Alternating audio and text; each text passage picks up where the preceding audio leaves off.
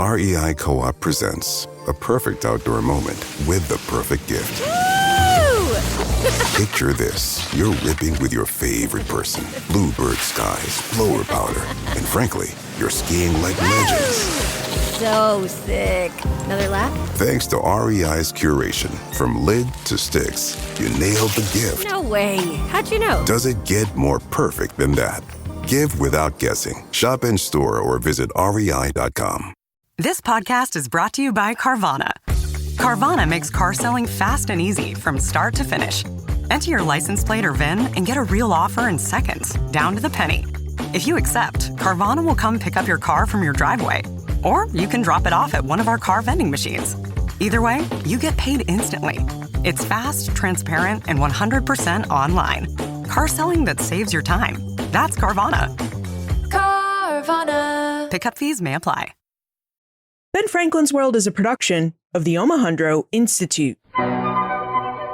Welcome to Ben Franklin's World, a podcast about early American history with Liz Covart. The study of history is key to understanding who we are and how we can affect a better future. Ben Franklin's World will introduce you to historical people and events that have impacted and shaped our present-day world. And now, here's your host, Liz Covart. Hello, and welcome to episode 207 of Ben Franklin's World, the podcast dedicated to helping you learn more about how the people and events of our early American past have shaped the present-day world we live in. Whatever your specific interest is in early American history, chances are that your interest connects with the life of Benjamin Franklin. That man was into science, business, politics, and diplomacy, the American Revolution. He participated in the business of slavery and worked to end the institution during his later days. He enjoyed friendships with women and collaborations with men. He liked food and drink, he traveled Europe and the Atlantic world, and he interacted with Native Americans. Ben Franklin allows us to see so many different aspects of the early American past, in part because he was into everything, and because his life spanned between January 1706 and April 1790. Ben Franklin lived almost the entirety of the 18th century. And this is why this podcast is called Ben Franklin's World. Franklin gives us the freedom to explore and discuss anything we're interested in. And whenever we say his name, our brains almost always produce a mental image of early America. So Franklin is quite the salesman for the period. Now, although Franklin is a great window onto the early American past, when it comes to knowing about Ben Franklin's actual world, the one he really lived in and experienced, there's been a large gap in our knowledge. Few biographers or historians seem to really know a whole lot about Franklin's childhood and early life. Nick Bunker wants to change this. He wants us to know more about Franklin's early life because, as he argues, we'll never know what made him a great scientist or even a great diplomat if we don't know what people and influences shaped Franklin during the first 40 years or so of his life. So today, on Ben Franklin's World, we're going to meet with Nick and explore Ben Franklin's actual world. Specifically, we're going to explore the world of young Benjamin Franklin. Now, as we try to track down the early experiences that made Franklin the man he became, Nick reveals the English roots of the Franklin family and why those roots are important, Franklin's boyhood and education in Boston, and details about Franklin's printing business and how he was able to grow it to the point that he could retire at the age of 42. But first, today's episode is a special one because it marks the 4th anniversary of this podcast. I released the first 4 episodes of Ben Franklin's World on October 7, 2014, while I visited my grandmother in Florida. Now, I had no idea who or if anyone would ever listen. All I knew is I loved early American history, and I wanted to connect more people with historians and all the great work that they do on the field. So, thank you for listening and for all your support and encouragement. It's a lot of fun to join you each week and to explore different areas of early American history with you. I mean, I've learned a lot about early American history just doing this show. So here's to you, and here's to 4 years of Ben Franklin's World. Now, because this is an anniversary worthy of celebration, I have a special announcement. This podcast now has its own active Twitter handle, @BFWorldPodcast. So if you're on Twitter and you'd like to know more about early American history, behind-the-scenes happenings here at the show, or you have questions or episode topics you'd like to pose or suggest, follow the podcast and tweet us @BFWorldPodcast. Again, our new active Twitter handle is @BFWorldPodcast. All right, Are you ready to explore the early years of Ben Franklin's actual world? Let me introduce you to our guest historian. With tidings and wisdom to share about our early American past, here is this week's special guest. Joining us is an award-winning historian who has worked as both as a journalist and as an investment banker. He's the author of several history books, including An Empire on the Edge, How Britain Came to Fight America, which won the 2015 George Washington Book Prize and was a finalist for the Pulitzer Prize in History. And today, he joins us to discuss details from his latest book, Young Benjamin Franklin, The Birth of Ingenuity. Welcome to Ben Franklin's World, Nick Bunker. Hello, Liz. It's great to be with you. Now, Nick, just to start with the obvious here, you're British, and yet you've written books about the Pilgrims who sailed to Plymouth and the origins of the American Revolution, and now about the early life and career of Benjamin Franklin. So how do you, as a former journalist and investment banker, and a Briton, come to study and write about these early American history topics? Well, you're absolutely right. I mean, I will have to plead guilty to having been a daily newspaper journalist in the UK for about 8 years. I was chiefly with the Financial Times. And then indeed I was. For 10 years, I worked on the London Stock Exchange as a securities analyst, securities broker. But really the banking was just something I did to make a living. In terms of my interest in American history, that goes back a long way further. I mean, I was a graduate student at Columbia after I left Cambridge University. But in my case, really, it began with Watergate, actually. Back in the 70s, when I was at my grammar school, television screens every night were filled with the later stages of the Vietnam War and, of course, with Watergate, Richard Nixon, and all the rest of it. And I had a superb history teacher at school, a chap called Dennis Winter, who encouraged me to study Franklin Roosevelt and the New Deal. So that was actually the first thing I actually studied seriously in terms of American history, the period of the 1930s, which he thought was kind of relevant to what was going on in the 1970s. So that's where it began. And then, of course, I've spent a lot of time in the United States, traveled backwards and forwards. And what I try to do in these books is I try to explore what the academic jargon calls the Atlantic world or Atlantic history. And I try to show people, ideas, goods, cargo ships moving to and fro across the Atlantic. And I try to take the reader with me backwards and forwards. And this is something that was very much a theme of Benjamin Franklin. I mean, he was a very mobile kind of person, moving back and forth between these cultures. And what I'm doing is trying to explore how Franklin came out of that kind of intermingling of different aspects of the Atlantic world of his period. Well, that's definitely true. Franklin really did travel back and forth quite a bit. I mean, he made 3 trips to England alone and another trip to France, and then traveled around Europe while he was there? Mm-hmm. Yeah, absolutely. Yes, he did. He did. And in terms of my background with economics and finance and so on, well, that's a bit helpful with this kind of thing. I mean, when I was writing Empire on the Edge about the events leading up to the Revolutionary War, it was obviously very useful in terms of writing about the Boston Tea Party and the East India Company and the tea trade. It was very useful to be able to draw upon my background in business and finance and banking. But really, with regard to Benjamin Franklin, I'm much more interested in the people. I mean, this book has a bit of business in it, but really it's more to do with science, actually. If I were giving it an alternative title other than Young Benjamin Franklin, Birth of Ingenuity, I would call it A Portrait of a Scientist as a Young Man. Speaking of Franklin and his scientific achievements, there have been many people who have written biographies about Franklin, sometimes as a scientist, often about his role in the diplomacy of the American Revolution. But you chose to write a book called The Young Benjamin Franklin, which really focuses just on his early life and career. What was it about this aspect of Franklin's life that attracted you? I mean, what made you want to study and write about the young Benjamin Franklin? Well, this is the most neglected period of his life. And I like to study things that have been a bit neglected and where I think I can add value genuinely by producing new information, new insights. I don't really want to be in the business of recycling or regurgitating what is already known.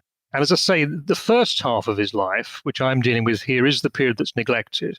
Partly because some of the material that one needs to look at is less well known than it ought to be, or in fact hasn't been known at all before. Now, maybe the best thing to do is to start at the end of the book. Now, book falls into 5 sections, and the final one is called The Dawn of American Science.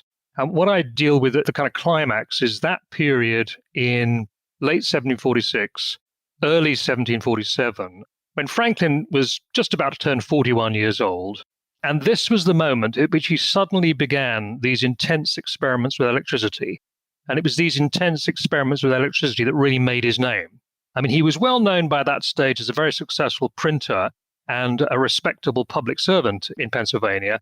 But beyond his close circle of friends, people really weren't aware of just what a great polymath he was and just how much knowledge he had of philosophy and science and so on. So what I'm doing is I'm trying in this book to get at the question of how did Franklin come to be, at the age of 41, someone who could embark upon this highly original, brilliant scientific career? What was it in his background that produced this kind of talented individual, this exceptionally talented individual? And what was the kind of mix of cultures that went to produce him? So that's what I'm dealing with. And then I work back. The whole of the book is an attempt to get at the answers to those questions. What, in the first 40 years of his life and in his origins, his family origins in England, was it that made him the genius he was going to become? I'm really glad you brought up the origins of Franklin's family in England, because one of the really neat aspects of your book, Young Benjamin Franklin, is that you actually took the time to explore the English origins of Franklin's family. And a lot of Franklin biographers really don't make this effort. So since you did do this work, what can you tell us about Franklin's English ancestors? And do these ancestors reveal anything interesting about the man Franklin became? Oh, yes, indeed. Historians have tended to shy away from looking too deeply into Franklin's ancestry. I'm not entirely sure why that is, actually. Partly, I think it's because the British historians have not really taken any very close interest in his work, and we're the people in Britain who are actually closest to some of the source material. But yes, they were an exceptionally interesting bunch, his forebears, the Franklins. And what we're really talking about is 3 generations going back into the early 1600s. The key figure really was his grandfather, Thomas Franklin, born in 1598, who was a blacksmith at a place called Ecton in Northamptonshire in England. It's about 70 miles northwest of London, right in the heart of the English Midlands. When people write about Franklin, they sometimes convey the idea that Thomas Franklin was kind of a humble craftsman working in a very remote backwater, simply shoeing horses, which is one of the things that blacksmiths do. But what I show in the book is that there was something a lot more to it than that they were part of a very rich culture of rural craftsmanship, very highly skilled rural craftsmanship. Blacksmiths weren't just people who shoot horses, they were people who made all kinds of village equipment, agricultural implements and tools and so on. They also made clocks. In England at the time, clockmakers and watchsmiths and blacksmiths kind of all overlapped with each other. And even more important than that, Thomas Franklin, the grandfather, sent 4 of his sons to London to train as apprentices, primarily as dyers of silk. Now, these were highly skilled occupations. So the key point to get across is the fact that the Franklins came out of this very highly skilled craftsman culture in England. And then what Franklin did was add to that during his lifetime, not just the skills with his hands, but also, of course, the highly developed skills that Benjamin Franklin had with his brain and with language. And you put all that together, language, theory, craftsmanship, you get the kind of raw material for the extraordinarily important work he did with electricity. You mentioned that British historians haven't really taken an interest in Franklin, and yet there are a lot of historical sources in England about him and his family. As you were researching Franklin's family and origins, what kinds of source material were you able to find and access, and where exactly did you have to go to find these sources? Well, fortunately, we don't just have Franklin's autobiography. Now, that's the principal source of material on his early life and his ancestors. We also have a couple of other things. He had an uncle Benjamin, who was Benjamin Sr., I call him, who was born in 1650 or 1651 and died in 1727. And Uncle Benjamin was a writer himself, and he wrote 2 things that are very important. First one was a manuscript family history of the Franklins, which he wrote in 1717 when he was in retirement in Boston, Massachusetts. And the other one was a cycle of autobiographical poems. Now, these are still in existence. They've not been studied quite as much as they should have been. The cycle of autobiographical poems, for example, is up in Worcester, Massachusetts at the American Antiquarian Society, and it's attracted a bit of interest from historians, but not as much as it should, partly because it's quite a cryptic and obscure kind of document. But by working with that document and by working with a range of other sources that one can get at in England, one can actually build really quite a concrete, vivid picture of the Franklins as they were. We're talking really here about the period from about 1650, 1660 through to the end of the 17th century, all of which is covered by Benjamin Sr. in these autobiographical works of his. And then I take them and I put them in the context of their period, and I find a lot of other kinds of documents that relate to them. And there was one particular document that I was looking at, which I uncovered, which is really extraordinary importance. Benjamin Franklin's father, Josiah, who was born in 1657, was also a dyer of silk. This was what he and his brothers did in London. Now, what I discovered in the archives in London was the original of the signature of Josiah Franklin on the document in which he became what they call a free man of the Dyers Company of London. Now, the significance of this is it means that Josiah Franklin essentially completed 7 years training as a silk dyer in the City of London. Now, the reason that's important is because it's always been thought in the past that Josiah Franklin, Franklin's father, was a countryman. And what I found actually, he was deeply immersed in the life of the metropolis. That's very important because what you see therefore in the Franklins is not simply that they were country people, that they were also very urban as well. They were sophisticated craftsmen, highly literate, operating in London in the 1650s, 1660s, 1670s, at a time of political turmoil, of religious turmoil, a great ferment of ideas going on, and also at a time when you're starting to see the origins of what became the Industrial Revolution. You put all that lot together, and what you come up with is, as I say, the roots of Franklin's genius. Your find about Josiah Franklin is fascinating, and I'm curious if you would talk to us a bit more about Franklin's training as a silk dyer, because when I read your book, Young Benjamin Franklin, I was struck by just how much knowledge and the types of different knowledge one needed to have in order to be a silk dyer. Well, that's right. Yes. You see, what was happening in the 17th century was that this particular trade was becoming very important indeed because of the great growth of the silk industry. I mean, prior to the 1600s, of course, silk was worn in England. It was worn by the aristocracy, by the nobility and so forth. But during the 17th century, it was also becoming not a mass market product, but a product also of the middle classes. Huge amounts of silk were being imported from abroad, including from the Far East, from India and China and so on, particularly from India. There was a great market for silk, and the techniques that we used for dyeing silk were becoming more and more sophisticated. So a dyer of silk had to master the intricacies of all sorts of different kinds of vegetable compounds and other kinds of dyes, metallic dyes as well.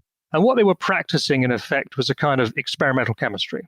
Now, you'll be aware that one of the great developments in England in the 1660s was the foundation of the Royal Society, which, of course, became kind of the heart or the core, if you like, of scientific endeavour in Great Britain. And in the 1660s, the Royal Society actually sent one of their members down to the banks of the Thames in London, where the silk dyers worked, to study their trades because they found it so fascinating that these silk dyers, in the course of their daily work, were doing so much of what I say was experimental chemistry. So that's the kind of culture from which the Franklins developed the sort of talents with the brain and the hand and the eye that they had. Now, earlier you alluded to the fact that there were religious and political developments going on in England during the 17th century. And I wonder, how did these goings-on influence Josiah Franklin's decision to move to Boston, Massachusetts?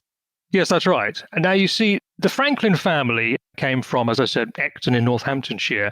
And that was an area that, going back to the 1550s and 60s, had been something of a stronghold of Puritanism. The Franklins were Puritans of a specific kind. They were Presbyterians. That means they were moderate Puritans. They weren't the very radical Puritans of the kind you saw in the English Revolution. They weren't people like Oliver Cromwell and so forth.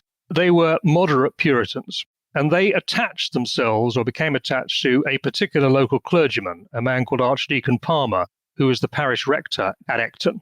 And he had been a Puritan himself. When Charles II returned after the death of Cromwell in 1660, Palmer actually made his peace with the new regime and he carried on as rector. But he was an important character. He was a great influence on the Franklins. He was the source, I think, of a lot of their religious beliefs. He was also a scientist. Archdeacon Palmer was actually a very competent mathematician indeed. He published mathematical tracts. He was an astronomer and this sort of thing. And he got them going along the lines of Presbyterianism. Now, the problem was that by the 1670s and 1680s, the Presbyterians who had survived, the old Puritans, so to speak, were finding themselves under renewed pressure from the Crown. And what happened was that at the end of the 1670s, there was a period in England that came to be known as the Exclusion Crisis. Now, this one, a little bit complicated, but the gist of it is this. Charles II did not have a legitimate heir to succeed him.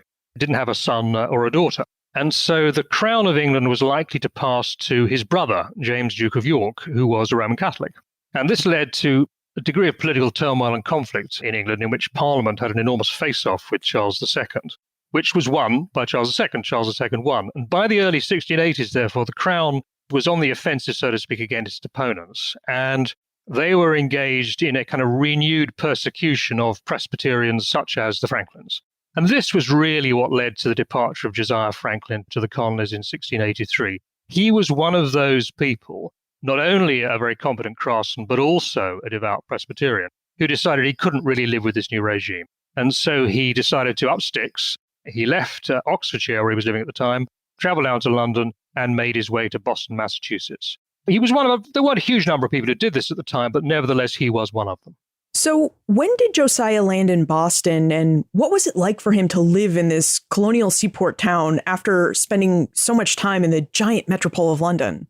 Well, he landed October 1683, which is an important date because this was the date also at which the Crown and England were also trying to intervene to remove some of the civil liberties that were enjoyed by the people of Massachusetts. And the people of Massachusetts had enjoyed something more or less akin to self-government since the foundation of Boston in 1629. In the 1680s, Charles II was essentially trying to remove those liberties and to bring them under closer subjection to royal authority. So that was the moment at which Josiah and his wife arrived. And not just his wife, he had a family of children as well. Now, you might think, therefore, that when Josiah Franklin got to Boston, he would be treated as something of a hero and he would be welcomed with open arms. But in fact, all the available evidence suggests the reverse, that actually he had to take a downgrade in his social status. In London and in Oxfordshire, he had been a highly skilled craftsman. He had a degree of social status. He could vote in elections. He was a member of his local Presbyterian congregation and so on. When he got to Boston, he had to start again completely from the bottom, from ground zero, as it were, and make his way. And it was a good number of years before he was even accepted as a member of the Old South Meeting House, which was the meeting house which he wished to join, that is to say, the church. So it was a long struggle for the Franklins in Boston to recover the kind of standing they had already won in England. What was it like for Josiah Franklin to seek work as a silk dyer in Boston? I mean, Boston is just not a place that we think of as having lots of silk in the 17th century. Well, that's a very interesting question. Now, he may have thought he could do it because actually there were substantial amounts of silk being exported from London to Boston at the time. This is something I came across in the shipping records from the Port of London. The ships on which people like Josiah traveled actually also carried large bundles of silk. Now, it's not clear actually what happened to those bundles of silk when they got to Boston. It may be they were shipped onwards to the West Indies. It may be they were turned into furniture, fabrics, and so forth. But what we do know is that there was really little opportunity for him to work as a silk dyer. The textile industry in Boston simply wasn't sophisticated enough for that. So he couldn't do that. He had to find another occupation. So what he did was he kind of moved sideways. He moved into another occupation that involved a bit of experimental chemistry and a lot of skill, but wasn't quite as pleasant and as highly paid as silk dyeing. And that job was he became a maker of candles. First of all, candles, and then he went on to soap as well. Now, as you can imagine, making candles and soap in those days was a pretty obnoxious occupation. But nevertheless, he stuck at it, and he stuck at it effectively for the next 40 years or so. And so the Franklins, having been silk dyers, became tallow chandlers, an occupation from which they could make a reasonable living, but not the kind of high wages they could have commanded in England. It really sounds like Benjamin Franklin was born into a very pious family, a hardworking family, and a family that did okay economically, but really wasn't on the path to wealth in Boston. And when he reflected on his family in his autobiography, Franklin remarked that he was the youngest son of a youngest son. And I wonder, as we look at the dynamics of the family Benjamin Franklin grew up in, what exactly did it mean to grow up the youngest son of a youngest son? Well, Franklin did indeed say that in his autobiography. He did actually say, yes. I mean, the quotation, I've got it here, actually. He said he was referring to his visit back home to the family home at Ecton in 1758 when he looked at the parish register of the parish church. And he said, by that register, I perceived that I was the youngest son of the youngest son for 5 generations back. Now, a lot of historians kind of seized on that to imply that somehow or other he was coming right from the bottom of the pile, and that somehow or other he may have felt some kind of resentment about this, that he felt that he'd have to do everything by himself. Now, I don't think that's really true. The fact was that Josiah Franklin and his brothers and his father and his uncles in England had always taken a great deal of trouble to actually ensure that all the sons in their families had work to do. And in fact, what Josiah did was take great trouble over Benjamin Franklin's education to the extent that he could. The normal English practice was, if you were from what you might call the craftsman class, was to try and find apprenticeships for your sons. One of your sons, the elder one, would normally take on the family business, whether it was blacksmithing or dyeing, whatever it was. But the others you would find apprenticeships for elsewhere, which is why you sent them to London. And what Josiah Franklin tried to do for Benjamin Franklin in Boston was the same kind of thing. I mean, he couldn't send him to London to train, but he could find other craftsmen in Boston with whom Franklin could work. So the issue of being a youngest son, I don't think was really that important. In any case, you see, Josiah actually lived to be 87. So if any of the Franklin boys were waiting for their inheritance, they had to wait a very long time. And what was Franklin's childhood in Boston like? Well, for one thing, I think he was very happy. Now, there's a very useful account of this, which is given by a French author, actually. Now, the most famous account of Franklin's boyhood, the one that people rely on, of course, is his own account in his memoirs.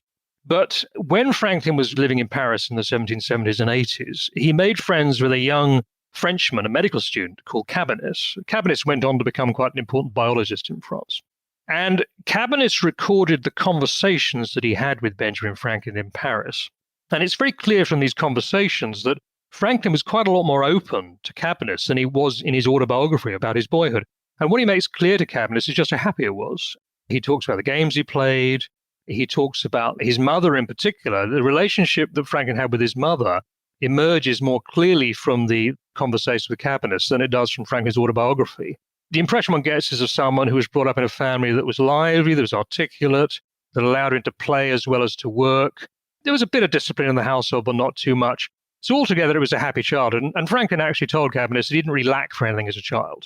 Work was hard, but the standard of living was good. And remember, Boston had several big advantages over England. One thing was the diet was a lot better. The diet, the fish, the cod, the beans, all those things that are so associated with Boston. The diet was better than in England. The opportunities for exercise were better than in England. And people lived longer, and infant mortality was actually significantly less pronounced in Boston than it was in England. So there are all kinds of things actually in Franklin's background in Boston that are actually very positive.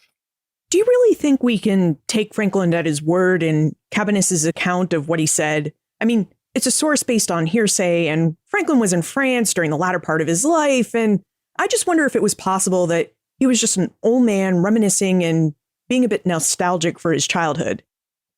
Well, I think there's a real problem with it because it's square with the account in his autobiography. There's nothing that contradicts it in his autobiography. It's simply there's more detail. And also, it seems to fit with everything we know about Franklin later on. Franklin was a very confident kind of character, and he had that kind of confidence that comes from having been brought up with that kind of a childhood. So I don't really have any difficulty with that. It squares with everything else that we can see about his character. Jay is curious about Franklin's education. He notes that Franklin attended the Boston Latin Academy and then dropped out. So Jay would like to know more about why Franklin left school and what kinds of education he received outside of a formal school. Well, he didn't drop out. What happened was that Josiah took him out of school. Now, what had happened was that when Franklin was 8, Josiah had sent Franklin to the Latin school, as you say, with the intention that he should be trained as a clergyman. Now, that was a perfectly reasonable thing to do. You see, the Franklins had always had friends in the clergy in England. They had their friend Archdeacon Palmer, of course, whom I referred to earlier, and they had had friends among the Presbyterian ministry and so on in London. So it's a perfectly natural thing to do. And if he wanted to become a minister, he would have to go to Harvard. And so first of all, he would go to the Latin school. But a year later, Josiah took him out of the school. And Franklin's quite open about the reasons for that in his autobiography. It was expensive, but also Josiah could see that the career options actually for a minister in New England at the time weren't that good. You see, the problem was that Harvard was producing about 15 to 20 graduates every year. And that was too many for the churches of Massachusetts, Connecticut, and so on to absorb. And so there were unemployed pastors. And you find this if you go through the accounts of the lives of Harvard graduates, which are very well documented. There were a number of them who found themselves after leaving Harvard at this period really with too little to do. They would find themselves as assistant pastors in some fairly remote place. They would find themselves underemployed. And so Josiah, I think, wisely saw that actually it wasn't such a great idea to train Benjamin for the clergy. So instead, what they did was they sent him to what was called a writing school. Now, this wasn't a school for creative writing. It was a school run by a man called George Brownell in Boston. And what you learned there was you learned calligraphy, copperplate handwriting, and you learned how to do arithmetic. In other words, you learned the kind of skills that would be useful for someone who was going to go into commerce or trade of some kind. So that's what Franklin did for another year. And then after that, Josiah wanted to see him actually start to learn a trade, which was kind of the normal age actually in England to start learning a trade. And of course, Franklin did learn a trade. He learned the trade of printing from his older brother, James Franklin. And many historians have pointed out that Franklin ran away to Philadelphia because of the experience he had of being his brother's apprentice. And Kate would like to know more about Franklin's experience as his brother's apprentice and whether this was really the reason he ran away to Philadelphia. Well, it's a bit more complicated than that. Actually, because he didn't run away to Philadelphia. He actually ran away to New York. He was intended to stay in New York, but he couldn't find a job in New York. So instead, he went to Philadelphia. And of course, things might have turned out very differently if he'd stayed in Manhattan. The story about what happened that led to Franklin's departure from Boston is a bit more complicated than that. Now, first of all, you need to bear in mind that James Franklin, his elder brother, who was 9 years older than Benjamin, James Franklin was a very competent, talented individual. I mean, he had been to London himself in 1717, 1718 to learn the printing trade and also to buy the printing equipment, because at that time, the printing equipment had to come from England, not least because of the lead type. There were no lead mines in America at this period. So if you wanted to be a printer, you had to get your lead type, maybe half a ton or a ton of it, and bring it back from England, and you also need to bring back the equipment. So James Franklin had been to London in 1718, come home with the equipment, started his business. But what he'd also done was he'd encountered the best of British journalism at the time. So what James Franklin was trying to do was kind of reinvent British journalism in the colonies, in America, and produce his own books, magazines, newspapers. He ended up founding the New England Courant, which was his weekly newspaper that he started in 1721. So James Franklin was actually a very talented individual. But obviously, if you think about the difference in terms of age between James and Benjamin, 9 years, there's a big difference between a boy of 12 and a young man of 21. So inevitably, there's probably going to be some tension between them. James Franklin seems to have been a fairly hard-driving, aggressive, talented, but pretty tough individual. And indeed, there were sparks that started to fly between the two. However, they had several years of quite intense cooperation, working on the newspaper, working on the New England Courant. And eventually, I think what precipitated the departure of Benjamin Franklin from Boston was a combination of things. First of all, yes, he did indeed have these rows with his brother, which were rather unfortunate. I mean, he says that occasionally his elder brother would beat him, and that was not uncommon. Apprentices were often beaten by their employers. That was something that you find in records from London at the period, for example. But also the situation was that during the period of the New England Courant, this newspaper they created, Benjamin Franklin had quite a bit of a stigma in Boston because he was seen as being someone who was profane, who was irreligious, who was a dangerous youth. And so in a sense, he was somebody who really had to get out of Boston because he was too big for the town, really, and the town didn't really want him there. These combination of factors led to his decision to depart for initially New York in 1723. Now, by 1748, Franklin was in Philadelphia, and he had established a pretty successful printing firm. I mean, by the age of 42, he was able to retire and focus on his career as a politician and scientist. And I'm really curious what made Franklin so successful that he could retire by the age of 42. So after we take a moment to talk about our episode sponsor, that's what we're going to discuss. Can you think of a better way to celebrate the 4th anniversary of Ben Franklin's World than with an episode focused on the life of Benjamin Franklin? Now, as our exploration has shown, Franklin came from an ingenious family and was a voracious learner who taught himself all sorts of subjects, like physics, philosophy, and 6 different languages. That's right, Benjamin Franklin somehow found the time during his busy life to learn French, Italian, Latin, Greek, Spanish, and English. And he may have even known a bit of German, so there might even be a 7th language in the mix. Now, he couldn't speak all of these languages fluently, but he knew enough to get by. And now, thanks to Babbel, the #1 language learning app in the world, you can be like Ben Franklin and teach yourself all sorts of new languages, and you can do it in just a bit of spare time. Babbel's 10 to 15-minute lessons are available anytime, anywhere, on your desktop, smartphone, or tablet, and your progress is synced across all your devices, so you can always pick up right where you left off. Plus, Babbel's lessons are really practical too. You'll learn how to chat with friends, order food, ask for directions, and much more. Plus, Babbel's lessons are really designed to get you speaking confidently in your new language and to help you remember what you learned. And right now, you can try Babbel for free. Go to Babbel.com or download the app and try it for free. That's Babbel, Babbel.com, or download the app and try it for free. Babbel.com. Nick, what made Franklin so successful in the printing business? Would you give us an overview of how and why Franklin built one of the most successful printing businesses in North America and why he was able to do it in Philadelphia? Well, indeed. First thing you've got to bear in mind is the economics of printing in the 18th century. And now, it was a difficult business. It was a difficult business for a number of reasons. One was the amount of capital that was required to get the business going. You needed your printing apparatus, which was quite expensive, had to come from England, and your lead type. You needed paper. And in the early period of Franklin's career, in the period like 1715 through to about 1730, the paper generally had to be imported from England. After about 1730 or so, the Americans started building their own paper mills, producing their own paper, but up until that period it was imported. There were also problems of getting skilled labor. I mean, printing is a highly skilled occupation, and it was not easy to find the workers to help you with the press. And also there was a great problem of the product. One of the problems with printing, of course, is there's a kind of speculative element to it. When you print something, you don't necessarily know whether you're going to find a readership. So it's a difficult business. Now, Franklin's great talent was that he created a very diverse printing business with lots of different types of products. And so when you put this product range together, you had a number of streams of income which went together to make the kind of solid business that he developed. And most important of them really was the Pennsylvania Gazette, which was his newspaper, which he acquired when it was essentially on its knees in 1729. And the Pennsylvania Gazette, obviously weekly paper, generating not just the income from the cover price, but also a lot of advertising.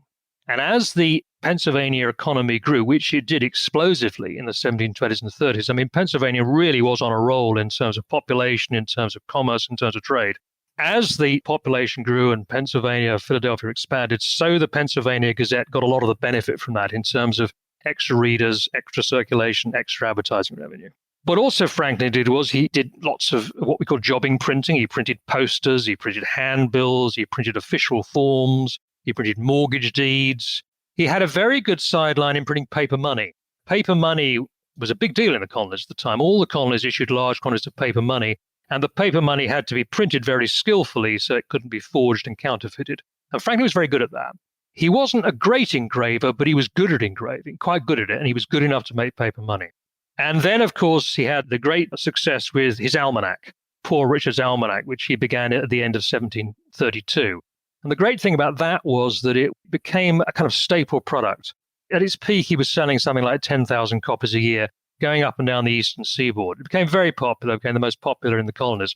So that, again, was a big part of his success, another part of the range of product. But finally, I mean, probably his greatest success, and I think a real bit of a stroke of genius on his part, was the way he got into religious printing, circa 1740. This was during the period known as the Great Awakening. The great evangelical revival began in about 1739, centered on the English preacher George Whitefield, who came to Philadelphia at that particular period. And during the period of the Great Awakening, Franklin printed a huge number of religious pamphlets, texts, sermons, mostly for George Whitefield, some against him. And these were really quite revolutionary in colonial terms because he was producing very large runs of books which were going to a mass market audience. That really hadn't been done in the colonies before. And that was probably his single largest commercial achievement. When you add that together with the Gazette, with the Almanac, with the paper money and all these other things he was doing, you had the makings of a very good business. And what this meant was that by the middle of the 1740s, he had become clearly the dominant, most successful, most entrepreneurial, most accomplished printer on the eastern seaboard. You know, that was a great overview, but I'm a bit surprised that you didn't talk about Franklin's first trip to London, because in your book, Young Benjamin Franklin, I really got the sense that we shouldn't underestimate this trip when we consider Franklin's success in printing. Oh, that's tremendously important. Glad you mentioned that. What Franklin did was that at the end of 1724, he did indeed sail to London. The story of how he came to sail to London is rather a complicated little political business, which is dealt with at some length in Young Benjamin Franklin. But anyway, he went to London at the end of 1724. He spent 18 months in London, and that did a number of things for him. Remember, he's still a very young man. I mean, by the time he left, he was still only 20. First thing was he went through what I call a kind of graduate school education in printing. He worked for two printers, a chap called Samuel Palmer and another man called John Watts. And both of these are very highly competent English printers operating in a very highly competitive London market and doing very high quality product. Samuel Palmer's product included, for example, things like books that were set in Greek and Arabic as well as in English. And John Watts was one of the leading literary printers in London. He printed for the most famous authors of the time, people like Alexander Pope. So in their workshops, Franklin really could kind of perfect his technical skills. And that was a very important thing. And also he could start to see how the business, the economics and the business dynamics of printing worked. So he was then able, when he got back to America over time, it took him a good few years, it took him maybe 15 years after he got back to America, he was actually able to apply what he learned in London to the dynamics of colonial printing. But also, of course, and this is something we might want to talk about, he also was exposed in London to scientific thought and to an intellectual environment that was far richer than anything that he could have come across in the colonies at the time. You know, that sounds like a plan. Why don't we get into Franklin's science? Because it was ultimately his success in printing that provided him with the funds he needed to become a scientist. So, how did Franklin become interested in science, and what kinds of scientific inquiry fascinated him? Well, yes, the dates are quite important, right? Now, what we know is that by the time Franklin left London in the summer of 1726, he was already seriously interested in science. And the reason we know that is because on the way back, he kept a journal or a diary of the voyage. And this diary of the voyage is a very acute piece of scientific observation. It's a piece of, really, if you like, marine biology. He was already studying the plants and animals and things that he encountered at sea, the seaweed and the sea creatures and so on. He was studying them quite closely, and he was writing about them in a very intelligent, very observant way. So that's summer of 1726. Now, we also know that while he was in London, he had met two important scientists. One of those was Sir Hans Sloane, who was the founder of the British Museum. And Sloane's collections still survive in London. They're in the British Museum, in the British Library, and in the Natural History Museum.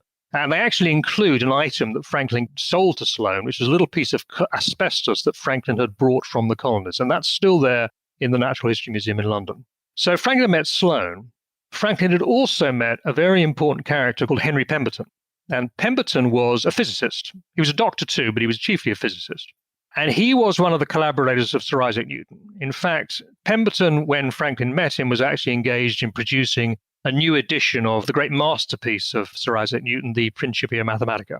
So clearly, 1726, we can see Franklin already knowing scientists, meeting scientists, and wanting to write scientifically himself.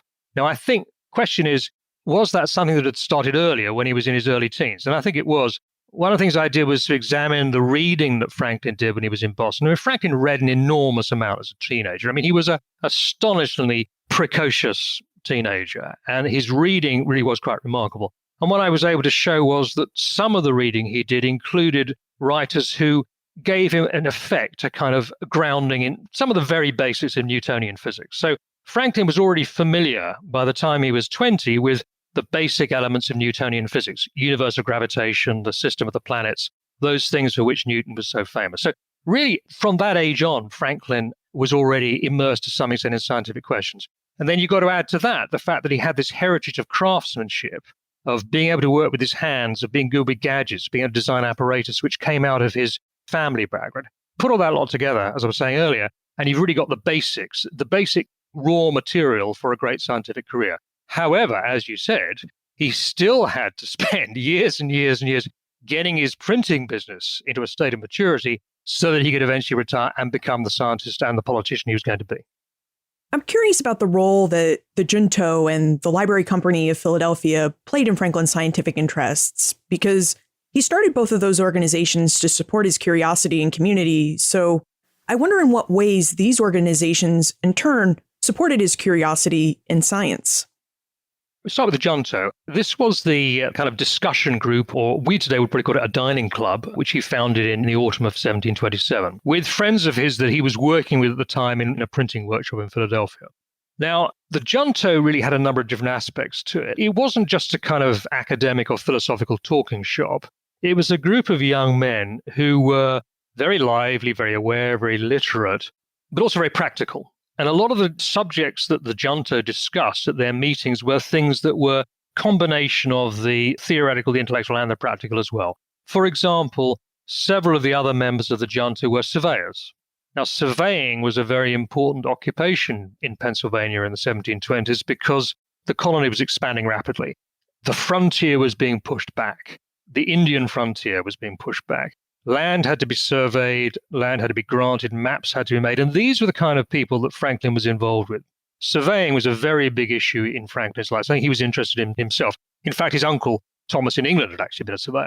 And surveying is a really good example because surveying involves a combination of mathematics, geometry, observation. It involves a bit of hardship as well, actually, sometimes. And it's also a practical thing. And it also has a political element to it because you're doing it so the colony can expand inland. Not everybody wanted the colony to expand inland, but Franklin definitely did. So that was the kind of thing that went on in the Junto. And they also discussed a lot of moral and political issues too. And there you see in the Junto, you can see the origins of a lot of Franklin's later thinking about frontier expansion, about democracy, about the public life and what we would call today the public sphere. Now, when we talk about and consider Franklin as a scientist, we also need to talk about and consider Franklin as a man of faith. And Emily is curious about Franklin's religious beliefs, which is something you talk quite a bit about in your book, Nick, Young Benjamin Franklin. So would you tell us how Franklin went from the Puritanism of his parents to the man who, I guess, basically came to select and choose a custom mix of religious principles and elements of faith, and then how he reconciled his faith with his science? Well, this is one of the issues about Franklin that is most debated by historians, and that's not really surprising, simply because of the length of time that he lived. I mean, he was born in 1706, died 1790, so he lived for 84 years during a period when issues to do with religion, the existence of God, the nature of Christianity, the reliability of the Bible, these are all issues up for debate. And he lived throughout this period.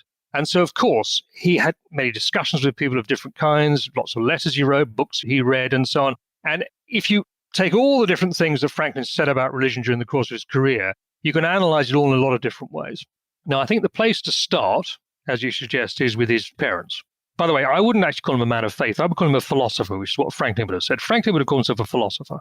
Start with his parents. Now, we know a lot about Josiah's religious background because of the material that's available from England and the material from Uncle Benjamin as well. The Franklins were Presbyterians originally in England, and they tried to carry on being Presbyterians in Boston. Now, there wasn't actually a Presbyterian church in Boston. There was a congregational church, but the two were capable of worshiping together.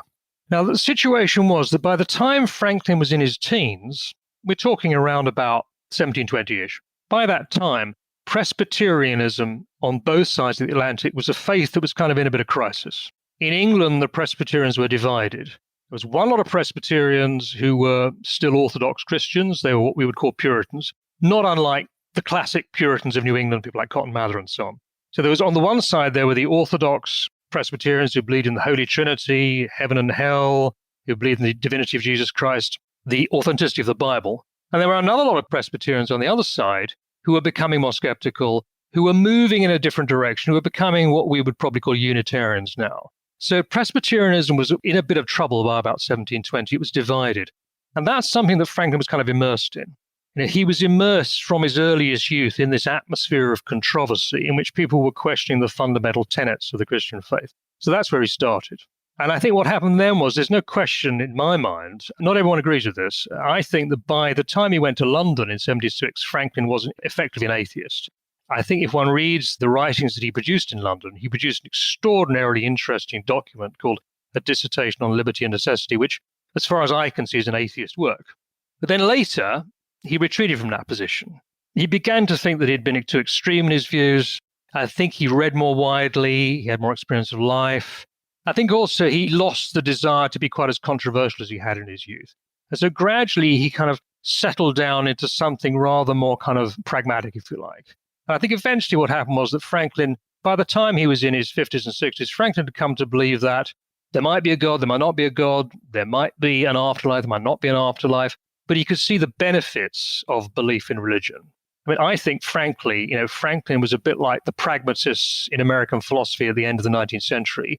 People like William James, for example, who weren't entirely convinced that religion was true, but they thought it had value. And I think that's pretty much the kind of view I take of Franklin. I think he was like the first pragmatist in American thinking. Now, a lot of historians look at the life of Benjamin Franklin, and they often point to his diplomatic work during the American Revolution as his greatest legacy. Of course, he accomplished much of this statecraft during his 70s. But Nick, your book ends when Franklin is just in his 40s. So I'm curious what you think about Franklin's legacy and why you think it's really helpful for us to know more about Franklin's early life. Well, with regard to his legacy, there's no question that his work as a diplomat in France was extraordinarily important. I mean, quite clearly, the Revolutionary War could not have been won in the way it was if the French had not been in alliance with what became the United States. They needed the help of the French Navy. That was absolutely essential. And they needed somebody in Paris who could work with the French, someone who was as experienced and as resourceful as Franklin, and also as worldly wise as Franklin. That was a very important aspect of it. And so the work he did was invaluable in that sense. However, if you ask me what I think his greatest legacy was, I think really it's the scientific work. And I think Franklin would agree with me now, if he were here now, if we could conjure him up. First of all, his electrical work in the 1750s was enormously important. I mean, he really took what Newton had done, and he went beyond it. He was one of the first people who could really step outside the shadow of Sir Isaac Newton. And his work was enormously productive and enormously fertile. But also the other thing I think that Franklin understood and thing that he did I think was terribly important was that he was terribly concerned with teamwork and with building a kind of infrastructure of science. Now, often I have a problem with Franklin biographies is that they sometimes focus too closely on Franklin himself as an individual, and they make it sound as though he didn't have a lot of other people to help him. Franklin was actually a team player. His work on electricity was done with a group of colleagues, friends, collaborators, and he gave them credit for that when he wrote up the experiments. He was very good at teamwork, and also he believed in institutions. He founded the American Philosophical Society in 1743. Now, it had a period of, it went a bit dormant actually for a while, and then was reconstituted in the 1760s, but nevertheless, he was the man whose idea it was. He helped to found what became the University of Pennsylvania. He was tremendously committed to education in general. And he always wanted to kind of build networks of like-minded individuals through correspondence and so on, and to build teams of people. And so I actually think that's his greatest legacy, that he was the man who really started off this American tradition of building a really deep and substantial and permanent infrastructure of scientific research. So you see, for example, in Philadelphia, you go to Philadelphia, you see the Franklin monument, so to speak. I mean, you see his grave in the graveyard, you see the site of his printing shop, and you see Independence Hall and so forth. But also, of course, in Philadelphia, you see these other things, which are kind of not directly related to Franklin, but are kind of like his distant great-grandchildren, which are, for example, the University of Pennsylvania, the great hospitals you got in Philadelphia, which have these research institutes attached to them. And all the way around Philadelphia, you've got these scientific research establishments run by whoever it might be, chemical industry, pharmaceutical industry, or whatever. And I see that really, in a sense, as being Franklin's greatest legacy. He was the man who started off this kind of infrastructure of science in what became the United States. As I say, and also philanthropy. I mean, a great American tradition of philanthropy, which I think is something you can see beginning with Franklin. Before we move into the time warp, is there some aspect of Franklin's early life that we'd do well to learn from and perhaps use and take into account in our own 21st century lives? Oh, yes. I mean, precisely that. I mean, one of the things I like about Franklin was that he wasn't the sort of person who lives in a silo. I mean, this is one of the great themes, I think, of our particular period in the 21st century. A lot of writers have written about this. I mean, there are books about it. The fact that we tend in the 21st century to become, because of social media, because of all those things we're all aware of, the internet and the rest of it, we tend sometimes to become sort of lost in our own little worlds of ourselves and our group of friends and people of like-minded interests.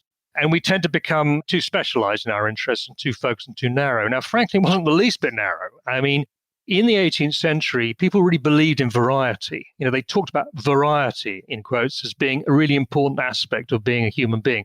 That ability to, of course, move from different social circles, to live in different countries, to have interests, a broad range of interests. And that was what Franklin was like. I mean, he had a very broad range of interests, science, obviously tremendously superb writer, interest, as we say, in philosophy and religion and ethics, and of course, interest in practical things, of course, as well, and in designing institutions, partly scientific institutions, partly political institutions. And also, he was somebody who could combine working with the hands and working with the brain. I think that's important too, that being able to work with one's hands, craftsmanship, mechanical skills, are something that we're in danger of neglecting in a world where all we have to do in order to get things done is to kind of, order them over the internet. I think that's something which, we would do well to remember, that ability to combine these different faculties are really what goes to make a human being. And that's what Franklin was. I mean, he's a great human being. And now we should jump into the time warp. This is a fun segment of the show where we ask you a hypothetical history question about what might have happened if something had occurred differently or if someone had acted differently.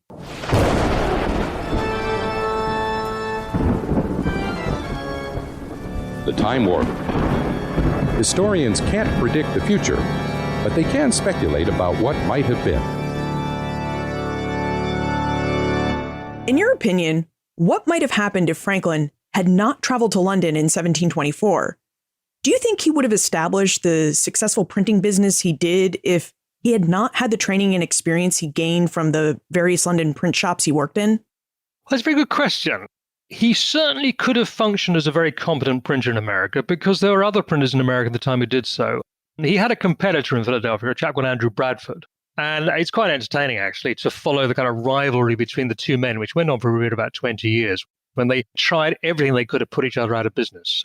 Bradford was a very competent printer, but he didn't really have as much imagination as Franklin did. he didn't have that kind of breadth of having seen all the things that Franklin had seen in Metropolis. For example, what I was describing earlier, Franklin's move into religious publishing in 1739, 1741 at the time of the Great Awakening. What he was doing there really was he was copying models he had seen in London. The kind of printing product that London printers produced was really what he was doing. So that was one element of it. But I think the most important thing, as I would keep coming back to, is the science. The fact that at the age of only 19 or 20, he had actually been able to mix in the coffee houses of London with people who were really very close to Sir Isaac Newton and were really at the top, who were like the pinnacles of the intellectual firmament in London. I think that was the most important thing, that he was given this exposure to a world which very, very few people would ever have gained exposure to, and certainly not teenagers from the colonies. Now, what that meant, of course, was that when he came back to America in 1726 at the age of 20, he then, I think he must have felt very frustrated. He must have had feelings of great frustration over the succeeding 15 years or so, because he knew that he had all these talents that he wasn't using. He was spending so much time at the printing press every day that he wasn't necessarily using all the other faculties that he had at his disposal. Nevertheless, I think that period in London in 1724 to 1726, it gave him a glimpse of what he one day might become. And he stuck to his ideals, so to speak. He stuck to his vision. And in 1747, when he was able to start his scientific work, he was able, if you like, to come back and resume the kind of scientific career that he had briefly had in the London of the 1720s. So, Nick, you've explored the origins of the American Revolution and the origins of Benjamin Franklin. Are you investigating further origins or other areas of early American history in your next project?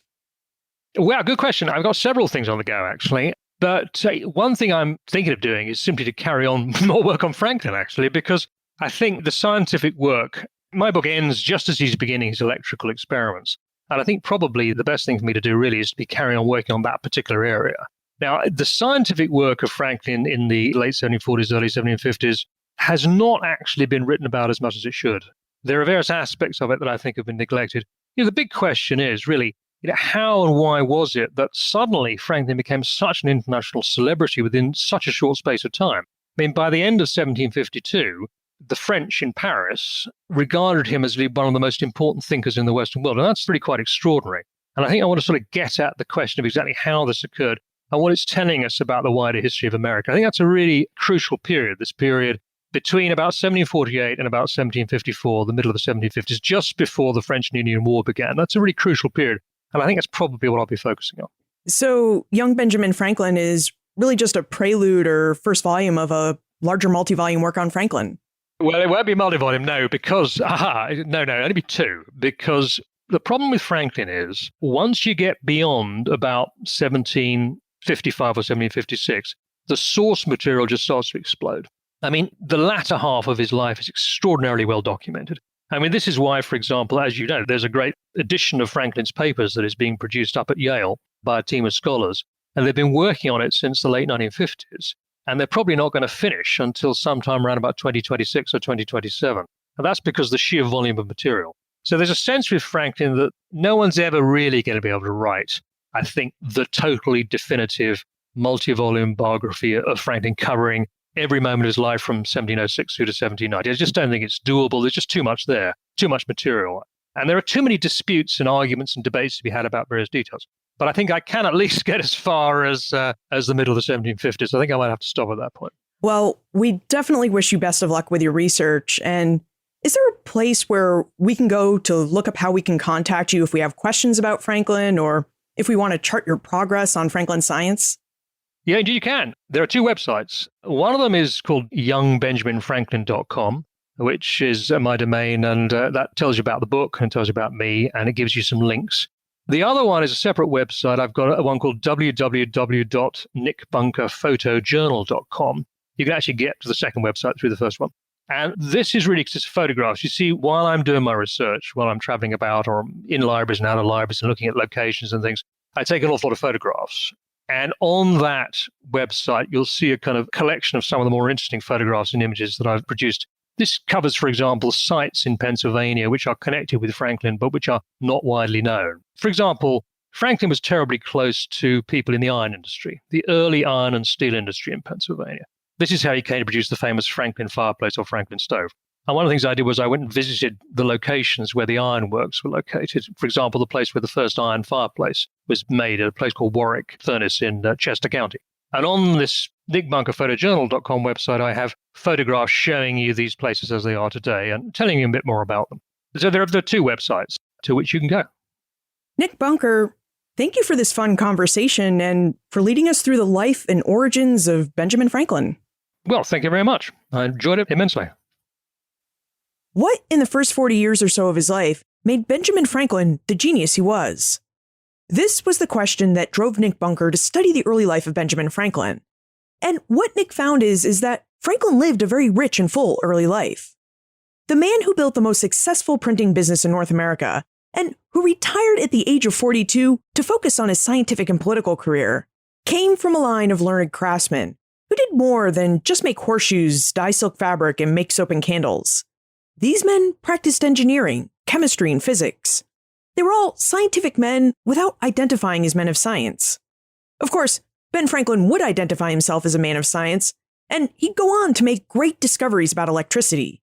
Only, before he could make those discoveries, he had to learn the printing trade and the business of printing so that he could engineer himself that early retirement for his experiments. Now, according to Nick, Franklin had great teachers in the printing trade. He started with his older brother James, who had spent some time in London and sought to add a bit of London-style journalism to the American marketplace. Plus, Franklin spent 18 months in London himself during his late teens when he worked in the print shops of Samuel Palmer and John Watts. Franklin turned out to be a good printer, but it was really the experiences and education he gained while working these London printing houses that he learned how to build and run more than just a colonial print shop. It was in these London houses that Franklin really learned how to build and run a printing empire. Of course, the experiences Franklin had during his early life also allowed him to think about more than just business. He learned how to mix with his fellow tradesmen, scientists, and philosophers. He learned how to think beyond the confines of Boston and Philadelphia. It was really during his early life that Franklin learned how to become a man of the Atlantic world. So, how did Benjamin Franklin become the genius that he was?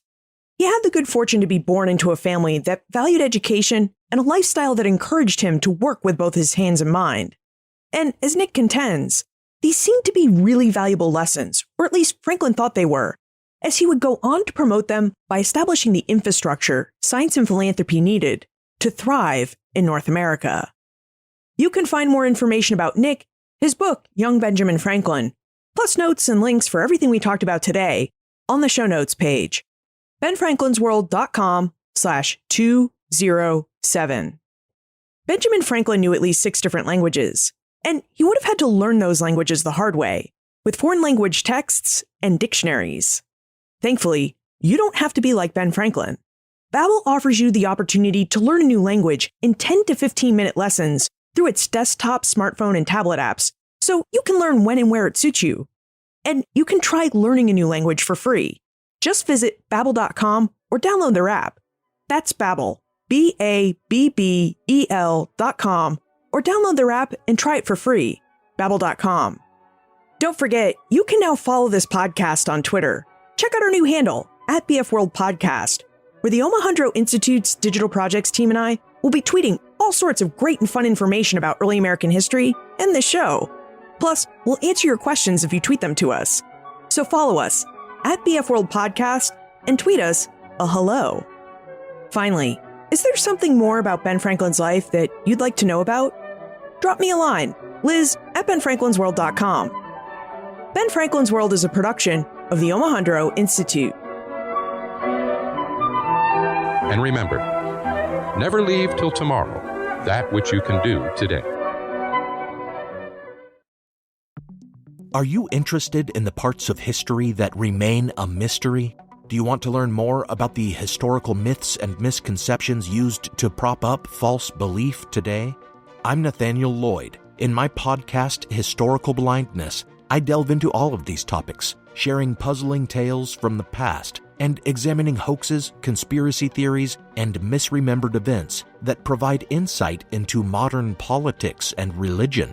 New episodes every 2 weeks. Find Historical Blindness on most podcast players and platforms. As a longtime foreign correspondent, I've worked in lots of places, but nowhere as important to the world as China.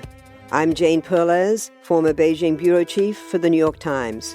In our third season of Face Off, the US versus China, we'll explore some of the biggest issues dividing these global powers today. Trump and Xi Jinping, AI, China's growing military might, and also robots. New episodes of Face Off are available now, wherever you get your podcasts.